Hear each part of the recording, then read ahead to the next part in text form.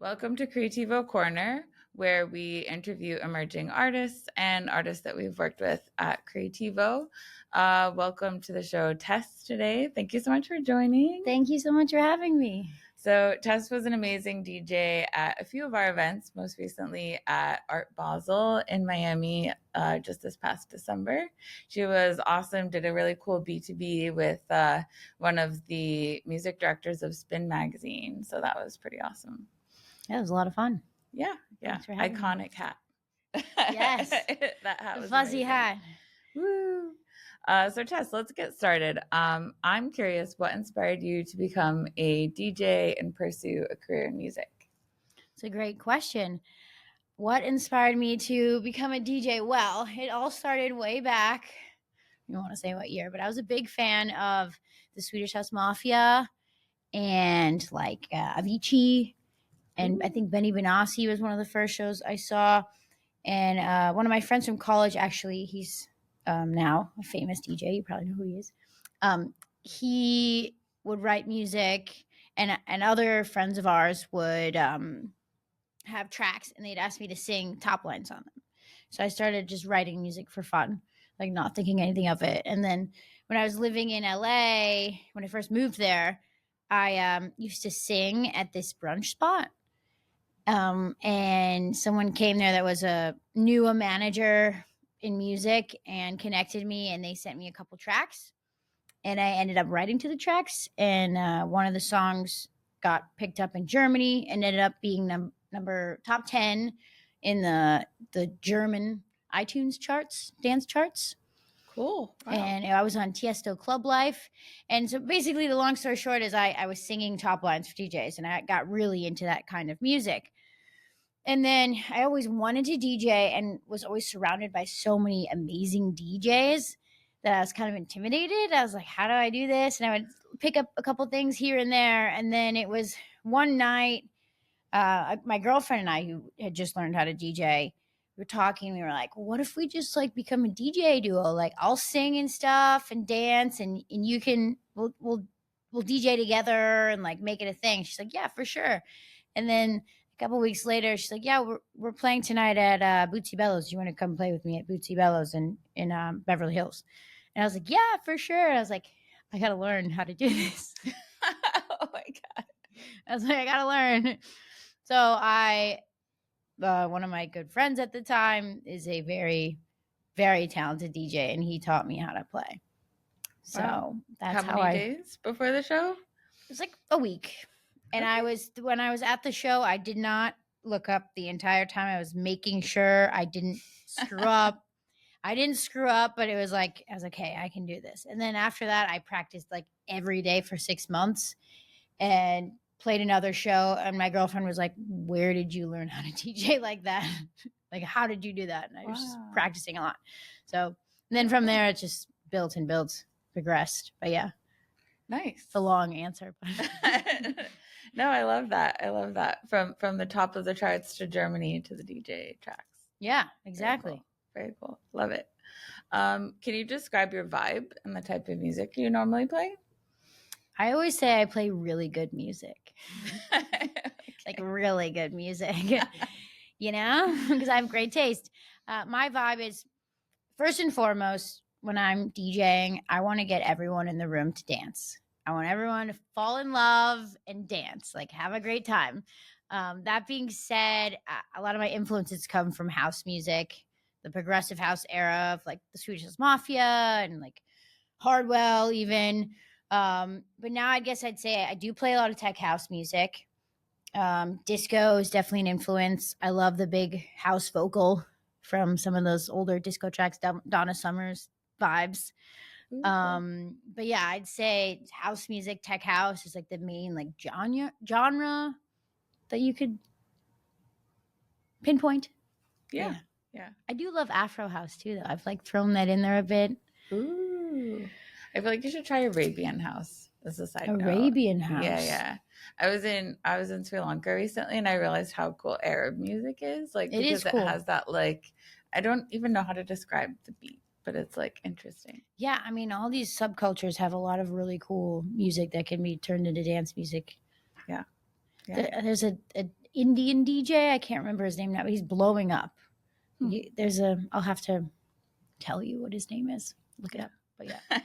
but that music as well, like the Bollywood type style is cool. Yeah, definitely. It's nice to mix it up. Nice to mix it up. It is nice to mix it up for sure. Yeah. So you DJ in a lot of cities. Which is your favorite city to DJ in for like your personality, and why? It's a good question. And there's also, I would say, a lot of cities that I haven't DJ'd in yet that I've performed in the past or have been a spectator that I would love to play in. Ooh. But I would definitely have to be biased to Aspen because it's my happy place, A, and B, I feel super free there and the community's great and you meet so many people from, I call it the smallest, biggest city I've ever been to because you Mhm. get so many cultures there or from people from other big cities. And there's something about being up in the mountains and like having that energy and being in the altitude. It's just something like electric about it. And I've played some of my best shows in Aspen. Cool. Yeah. Cool. Yeah, I mean Aspen, it's like the season is from January to basically end of March, right? Yes, correct. Cool. And you were a resident DJ there, basically. Yes, Okay. basically. I played at the Snow Lodge and I also did, I would sing and play piano at the Supper Club as well. Mm-hmm. And then I played with the Belly Up and at the Palm Tree Festival, which is, I don't know if you're familiar with it. They have in the Hamptons as well. It's Kygo's Festival. Oh, Yeah, cute. Okay, it's okay. fun. Yeah. That's maybe not so up and coming DJ. I feel like you're established now. Yeah. I'm, doing my best. Yeah. So you were so obviously in Aspen you played a lot of shows. You opened for Claptone and we talked about this. How many Claptones do you think there are for Claptone fans? For anyone who doesn't know, Claptone is this DJ who plays with a mask. And the rumor is like how many Claptones are there? Because who is it behind the mask? We don't know. That is a good question. How many Claptones are there?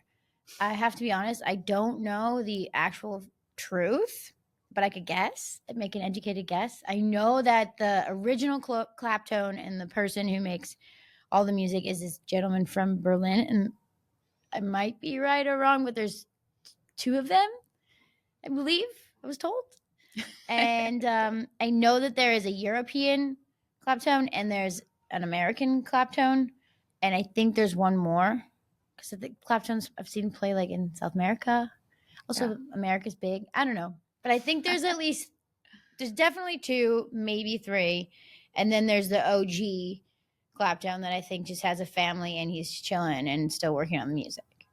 Totally. That's my theory. Have you seen Claptone without the mask? I have. You have? I have. Ooh, was he cute? No. Someone thinks he's cute for sure. Okay, I have a okay. very, I mean, he was cute in his own way. He Okay. wasn't like my type, if that's. He was like DJ cute. I would because say I he's- don't date DJs, but that's a lie too. Okay. So. All right. We've seen Clapton without the mask, and he was okay. Yeah, he was. He was all right. Okay. He was chill. He was cool. He wasn't terrible looking. Okay. All right. So you've done a lot of cool things. You've also done Burning Man. Apparently 3-4 years of Burning Man at DJ as a DJ. Yeah, I've played at Burning Man several years. I've been there 4 times. Wow. I think one of the times was the Renegade Burning Man during the pandemic. The one during COVID. Yeah. Wow. Yeah, that was something. Wow. Yeah. Did you DJ inside a sculpture? Did I DJ inside a sculpture? I don't know if I got to play inside a sculpture. I've played on an art car. I've played on Function One sound system. I'm trying to think if I've DJ'd in a sculpture. I don't think I have, but that sounds fun. Well, they're so big. I know they are big. There's a lot of. It's crazy. The thing about Burning Man is, it's the artist's utopia. It's a participation festival, or I guess city, if you will. And the sound systems that they have there on these art cars are insane because they don't have the limits that you have in other places. And you meet so many amazing people in it, and the vibes are like, whoa. So it's a really cool place to DJ and to kind of play around with different music and different sounds. Cool. Have you Yeah. sang at Burning Man? I know you're a singer. Yeah, I have. Actually, the first year I went with a camp called Crossroads, and it's all musicians. So we have like the trombone players, violinists, bass, guitar, drummers, and then we have like dancers and everything. So it's like the one live music camp at Burning Man. And I played there. All right, I sang there. Yeah, Cool. it's Cool. fun. Wow, your initiation Burning Man, if you will, was you singing. It was me singing, and it was cool. We had rehearsals leading up to it. So by the time we got there, we had already rehearsed like separately and then came together, which was really cool. Nice. Yeah. How do you rehearse separately, like over Zoom? So I was living in LA, and a lot of the singers actually lived in LA conveniently, and then we a couple others connected, but we had the same songs, and then everyone picked different parts, and there was a musical director. And the majority of the band is based up in San Francisco, so they practice together. They have a band outside of it as well, and then everyone else that's been invited in are professional musicians from like Chicago, London, LA, New York, Chicago. I already said Wow. Chicago, Miami. Yeah. Whoa. Wow, they really brought everyone together for Yeah. Burning Man. That's crazy. How did you get chosen for that? I was dating someone at the time who was a professional drummer, and I actually met him at a bar, a rooftop bar in LA, and I had been like thinking about Burning Man. He was with a bunch of members from the camp at the time, and he's like, "Yeah, you're coming this year." I never thought that I actually would A, date him, and B, go to Burning Man with all of them, but it all worked out. And yeah, Nice. it was a great camp. Oh, cool. Yeah, I always go back there whenever I go back. Oh, nice. Yeah, Woo. it's fun. Very cool. Very cool. Have you faced any? I know you've accomplished a lot in terms of you know DJing with other famous DJs. You've done a lot of different cities. What's like the most memorable like setback or thing you had to overcome to get where you are now? Totally. I mean, you have to fail in order to succeed, right? Yeah. Man, I guess there was a time. I mean, I'm thinking of one off the top of my head. I lost my voice. The Oh, first time we opened up for Channel Trace in Aspen, and having to figure out how to get my voice back and get that all together before the show, it was terrifying. Like, because I'm so used to always having my voice in it. And I got up there and I was like, I don't have how I usually have it, you know? And then also it's very intimidating playing with some of these really successful DJs because you're looking at them like they've been doing this for a long time, like they have it all dialed. And then I just had to like practice and practice and practice and get to the point where I was like, I feel comfortable. Because there were times when I would play even at a friend's house and I was like, I keep screwing up. Like, I need to go home and practice. Like, what do you mean you keep screwing up? Like you hit the it, wrong dial or? no, I mean, I got really comfortable with the actual equipment, but sometimes it's just like you play songs at the wrong time or you mix it in at the wrong time and it sounds a little off. Like that can happen. And also I DJ with my girlfriend, and sometimes she'll have an idea of something and I'll have an idea of something. Honestly, that's rare that would ever happen. And then we kind of just like aren't on the same page. So that can happen sometimes. I mean, like just a lot of it honestly comes from technical difficulties. Okay. You know, sometimes you'll be playing and the whole system just shuts down. And then like you can't be like, hey audience, like all the power went out on the mixer, like, sorry. Uh-oh. Oh no. You know, like I'm not pulling a Grimes. Oh That no. would never happen. What do No. you mean pulling in Grimes? I don't know what that is. Okay, so last weekend at Coachella, I actually don't know if she played this past weekend, but the weekend before she got up there and train wrecked. And she's like, "Oh, my USB had it set to like 20 BPM higher than what it is." And Oh. I'm thinking in my head, I'm like, okay, first of all, why do you only have one USB? as a DJ, you always have at least 2 or 3, especially if you're playing Coachella, like you need to have at least several USBs. Keychain full of USBs. Yes. And you sound check and it works out. But yeah, she just was like, I'm sorry, like, oh, the mixer's broken, like record box, blah, blah, blah. Wow. Like blaming the equipment. Oh no. Yeah. Oh, Which no. I understand the equipment will totally trip up, but there's like things you can do to like avoid that from happening. Also, I've one time, because basically there's 2 CDJs, right? It's like 2 record players, like back in the day, where one's playing one song, you mix in the other one, and they connect through an Ethernet cord, and they mix into the mixer. And I played once, and there was no connector between the CDJs, so the only way I could play was by ear. So instead of having like, I can look at the lines on the screen, or kind of tap it in or push the sync button, which you're never supposed to do. Wasn't an option, so I just had to know my tracks really well, which is what you do if you're playing a record, like on an actual scratch record. Right. And I think that's a really important thing to know how to do as a DJ, because you never know when something's going to go wrong. Yeah. And that being said, like everything technical has gone wrong when I've DJ'd, like at some point, and it's just a matter of knowing how to fix it. Cool. Wow. Well, it sounds like you're a perfectionist, so you really know by now. Well, when I was learning how to DJ, my friend that taught me told me the first thing that he taught me how to do was, he's like, okay, if this thing all broke up, you have to know what every button does and how to fix it if it's not working. So you have to open up the whole thing and understand what every button, every chord, everything, how it works and what it does. And I think that's really important when you start to learn how to play. Mind you, there's different kinds of mixers and CDJs and controllers, but the basics are usually, pretty standard. Yeah, fair enough. And just make really good friends with the sound guy wherever you're playing. Like that's key. Oh, that's a given. Be nice to them. Like always be nice to everyone, because you never know how they're going to help you. Find out their favorite candy, their favorite soda. Yes. Bring it Cookies, to them. Cookies. Yes. Cocktails. Yeah. Oh yeah. As a DJ, you get all those like free drink tokens. Oh yeah. Here. Yeah, exactly. Yeah, for you.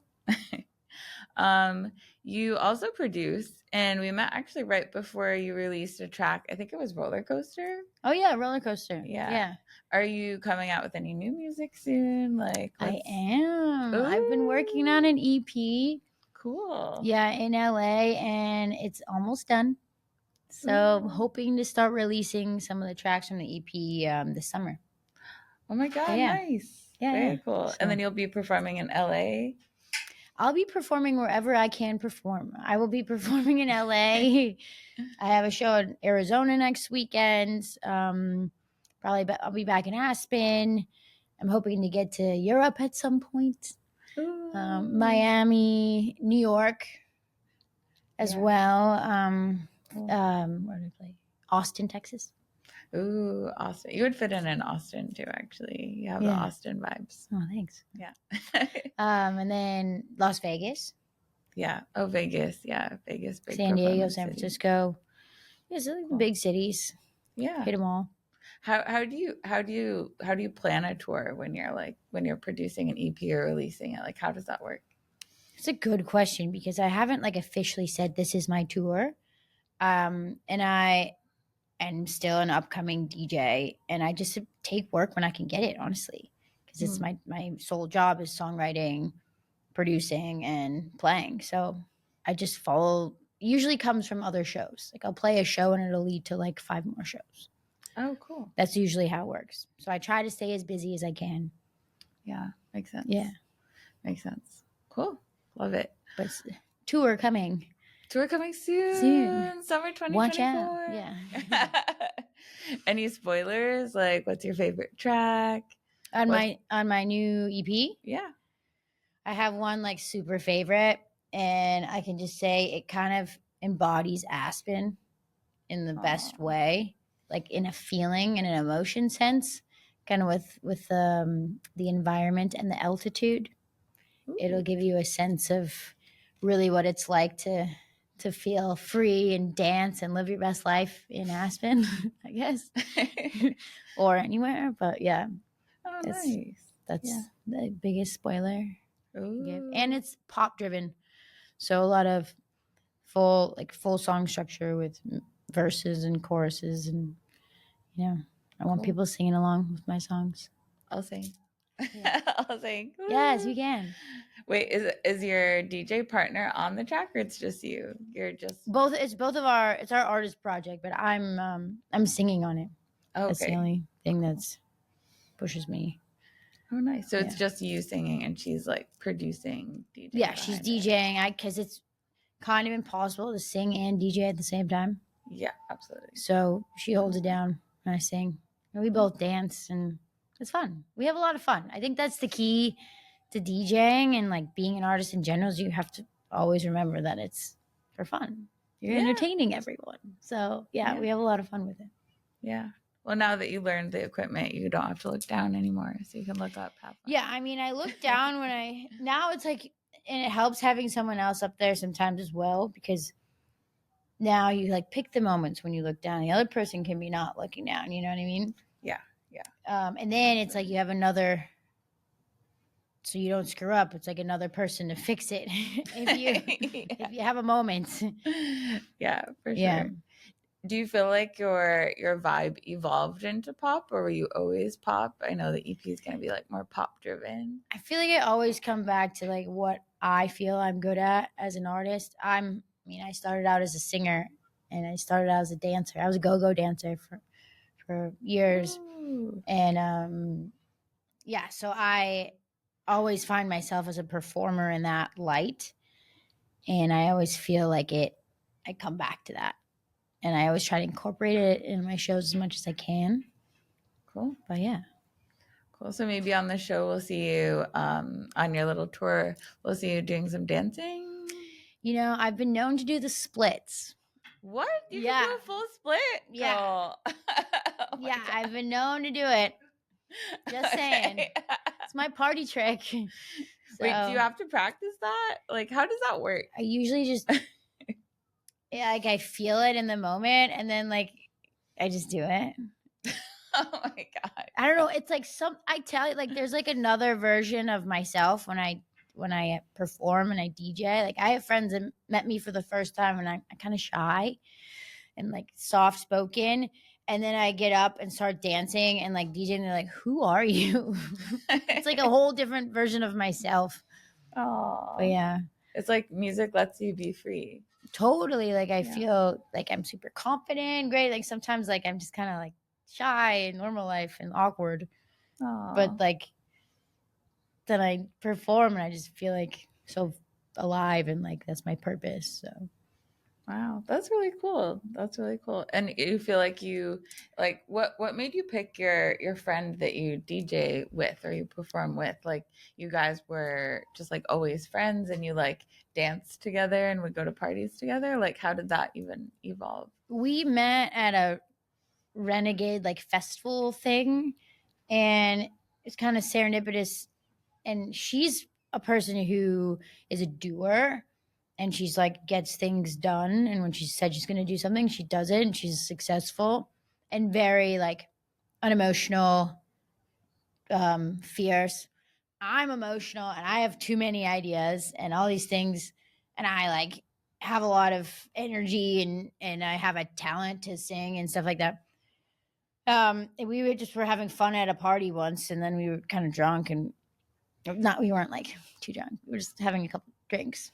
And I had this whole idea and then it turned into it just kind of snowballed. I don't even know exactly how it happened. And before you know it, we were playing shows together and we have a name and took some photos, started making music. But it just I think for me it helped having another person, push. And she's super connected because she's worked in nightlife for years. So she's very connected in that world and that's has different spots that we could play initially just based on people she knew, which would never happen if I had never met her. So Oh, cool. So she's the super social one, and you're like the more shy one. Yeah, even though I like my socialness is like I'll go out to a club and dance, and that's how I make friends because I like we go wild. Whereas like if I just went there, I would be awkward. I sit there awkwardly at the table, and like people talk to me, and I'm like kind of bad at networking in that way. I've gotten better. She's good at Okay. it. She knows everyone. She uses her network so well Yeah. that like we're like a perfect combination when it comes to Yeah. that. That's what you need in a partner always. Like Yeah, they balance you out. They have something that totally. you don't have. We definitely balance each other out. Yeah, for Yeah. sure. Cool. What do you enjoy most about being a DJ? Like what's your favorite thing? Hmm. I love it. There's a moment when you play and you look out in the crowd and you have them in your hand. Like you got them. Like they are here. We're on the same wavelength, same frequency. And then I have the power to like take it even to the next level. So like playing those songs that I love and having other people enjoy them as well, that like just mind blowing. To take it to the next step further is when I play a song that I made or collaborated on and I Mm. play it, slip it in there. People are shazamming it or singing along. And I'm like, that I live for those moments. Aw. Yeah. So it Aw. brings me a lot of joy. Yeah. That's awesome. Any tips for aspiring DJs? It sounds like you've really worked hard. You've made yourself like a career that you love doing every Totally. day. I think the journey never ends as a Mm. musician, as an artist in general. I will say that. But advice for aspiring DJs, I would say first and foremost, know your tracks. Like know the music you're playing. You can tell right away if someone's, just playing stuff that they're beat matching. The actual like beat matching and that stuff, you can teach that to anyone. Like it's not that hard at the end of the day. You have to practice it and get familiar with it, but really know your music, know whatever you use, Serato or record box, really know the program you're working with. And then like I said before, know what everything does on the controller and why you use it. The big thing I learned from one of my mentors is why. Always be able to answer why. Like, why are you playing this song? Well, because I like this part, I like that part, or like, why did you bring it in at this point, or why are you putting reverb on there? Why are you putting the delay? Like, just always kind of know your whys, I guess. Yeah, makes sense. Makes sense. Really think it through. Think it through, like have intention behind it. Yeah. Yeah. Cool. Well, thank you so much, Tess. This has Thank been you. Thank you for having great. me. Yeah, I know we've seen you at a few Creativo events, and now Yes. taking it one step further. We'll have to have you at something else this year. So Yes. Can't wait. yeah, woohoo! I And love we'll your see events. you in LA Yes. Very very soon. soon. Yeah. Awesome. Yeah, thank you so much. And where can we find you on socials? Where can we find you in LA? Where will you be playing soon? So I have a website. It's thisistesla.com. I update that very often. Instagram, this is Tesla. This is Tesla with two S's. Two S's. Yeah. Yeah. And then I have my personal Instagram and TikTok and stuff is really this is Tess.